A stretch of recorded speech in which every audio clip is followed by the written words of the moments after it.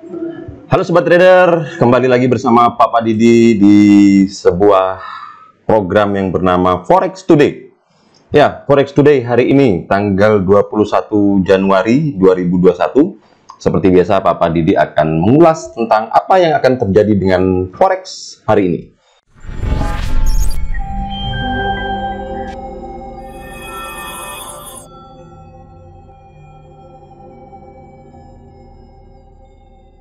Oke, mulai dari fundamental. Untuk fundamental kali ini, Joe Biden menjadi Presiden Amerika Serikat ke-46. Dalam upacara pengukuhan tadi malam ya berlangsung dengan lancar, dan kemudian Wall Street melonjak ke rekor tertinggi saat dia dilantik, mempertahankan kenaikan pada penutupan perdagangan hari kemarin. Harapan untuk lebih banyak stimulus itu mendukung ekuitas. Nah, dolar memiliki kinerja yang tidak merata karena investor sekarang masih sangat menantikan katalis ya. Sejauh minggu ini kalender makroekonomi nggak banyak ditawarkan. Meskipun Bank of Canada membuka buku bank sentral tahun ini. Kanada juga melaporkan angka inflasi Desember yang sebagian besar mengecewakan karena CPI tahunan menghasilkan 0,7% terhadap ekspektasi 1,0% atau 1%. Dewan Komisaris yang berjanji untuk mempertahankan suku bunga rendah sampai inflasi mencapai 2%. Inflasi mendukung CAD di samping kinerja ekuitas yang solid. Inflasi Inggris yang lebih baik dari yang diantisipasi membantu pound sterling USD mencapai tertinggi baru multi bulan di atas angka 1.3700. Tetapi pasangan ini mundur setelah itu karena dolar menguat terhadap rival-rival Eropanya. Di Inggris, Perdana Menteri Boris Johnson mengatakan bahwa rekor kematian terkait virus corona belum menemukan batasnya. Lebih banyak kematian diperkirakan karena penyebaran penularan varian baru, meskipun penularan terus surut karena langkah-langkah locking atau lockdown yang diadopsi Desember lalu. Aussie di sisi lain melonjak melewati 0,7700 versus US dollar, juga mengikuti jejak ekuitas dan komoditas. Emas kembali bersinar dan diperdagangkan setinggi 1.870 dolar per troy ounce. Harga minyak mentah bagaimanapun tetap dalam level yang masih familiar ya, membukukan kenaikan intraday yang moderat. Barrel WTI diperdagangkan sekitar 53.30 dolar per barrel. Oke, itu tadi dari sisi fundamental ya. Dan sekarang kita akan beralih kepada sisi teknikal. Oke, langsung kita buka chartnya untuk kali ini. Oke, kita sudah buka chart untuk Euro USD di time frame H1-nya. Kalau kita lihat di sini di time frame H1 untuk tren jangka pendeknya masih bullish ya, sedangkan harga sekarang berada di posisi di atas middle line ya. Berarti dia sudah tembus dari middle line-nya dan sekarang harga bergerak di koridor atas ya, di atas middle line ini. Artinya di sini untuk kenaikan jangka pendeknya masih menguat ya untuk Euro US dollar. Tetapi stokastiknya sendiri sudah menunjukkan dia sudah menyentuh garis jenuh belinya dan sudah mulai terjadi crossing. Nah, di sini yang perlu diwaspadai, kalau teman-teman ingin ambil buy ya, di sini teman-teman kalau mau sabar menunggu harus menunggu paling enggak nanti itu harga naik sampai di 1.21682 ya, di situ teman-teman baru bisa ambil posisi sell ya, karena kalau kita mau ngikutin dari stokastiknya ya. Tetapi kalau lihat dari trennya yang bullish, sedangkan harga ini sudah menembus dari garis middle line-nya, otomatis garis middle line ini sudah menjadi support ya. Jadi teman-teman tunggu saja apabila nanti harga itu sudah menyentuh garis middle line-nya di 1.21269, maka disitulah bisa ambil posisi buy ya, dengan target profitnya nanti di area 1.21689. Dan untuk taking untuk stop loss-nya teman-teman bisa pasang 5 pip di bawah garis middle line itu paling nggak kira-kira di 1.21221 ya. Atau sesuaikan dengan manajemen resiko Anda sendiri, sesuaikan dengan risk to reward rasio Anda sendiri ya. 1:3 itu is okay, 1:2 boleh, tapi jangan 1:1 ya, karena 1:1 nanti nggak dapat apa-apa. Kalau misalnya 50% menang, 50% kalah, nggak dapat apa-apa. Oke. Nah, sekarang kita beralih pada pound sterling USD. Pound sterling USD dilihat dari time frame-nya H1 ini ada tren bullish ya untuk jangka pendek. Kelihatan di sini koridornya. Dan kemudian harga ini berada di koridor bawah ya, koridor bawah. Kemudian dari stokastiknya sendiri sudah menunjukkan harga itu sudah di atas garis jenuh beli. Artinya ini ada kemungkinan harga itu akan turun ya untuk jangka pendeknya. Paling nggak kalau dia turun nanti dia akan kejar supportnya dulu di 1.36492 ya. Jadi kalau misalnya teman-teman mau ambil posisi buy, teman-teman tunggu di 1.36514 ya. Kalau mau ngikuti tren atau follow the trend.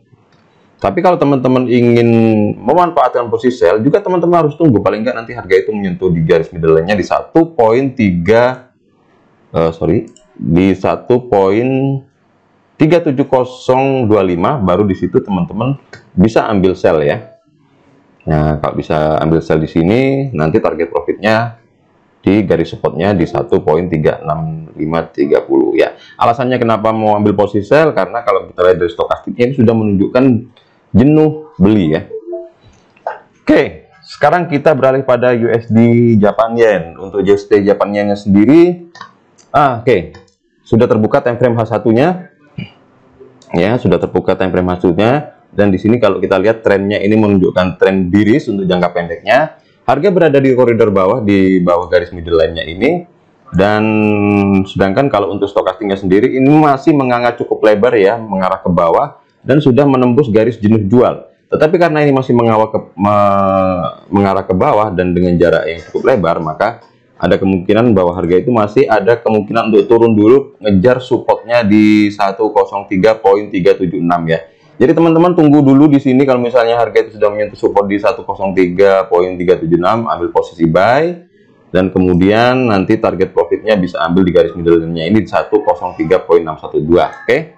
Nah, untuk stop loss-nya sesuaikan dengan manajemen risiko teman-teman sendiri, sesuaikan dengan risk to reward ratio teman-teman sendiri, 1:3, 1:2 ya, 1:5 boleh ya, tapi jangan 1:1 ya. Oke. Untuk Aussie USD, kalau kita lihat dari time frame H1-nya di sini terlihat bahwa untuk trennya masih tren bullish untuk jangka pendeknya dan harga ini sudah menyentuh garis resisten ya. Oke, di sini sudah menyentuh garis resisten dan kemudian untuk stokastiknya sendiri sudah menyentuh garis batas jenuh belinya. Artinya di sini ada kemungkinan harga itu akan memantul dulu turun, paling nggak nanti akan kejar supportnya di 0.77510 ya. Nah di sini teman-teman ambil posisi sell sekarang boleh di harga sekarang di 0.77741 boleh ambil posisi sell, dan kemudian target profitnya di middle line-nya di 0.77498. Oke ya, di situ meskipun ini trennya masih bullish untuk jangka pendek, tetapi karena harga ini sudah menyentuh garis resisten atas, paling nggak dia akan koreksi dulu sementara, dan teman-teman bisa manfaatkan koreksinya dengan posisi sell ya untuk ngambil taking profitnya di 0.77494. Oke. Stop loss sesuaikan dengan manajemen risiko dan sesuaikan dengan risk to reward ratio 1:3, 1:5, 1 ya. Jangan 1:1 yang penting. Oke.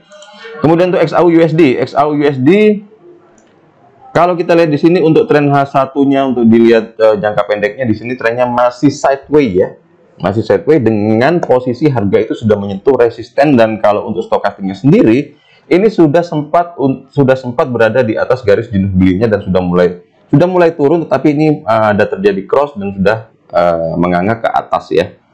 Tetapi kalau kita lihat dari posisi harga itu yang sudah menyentuh garis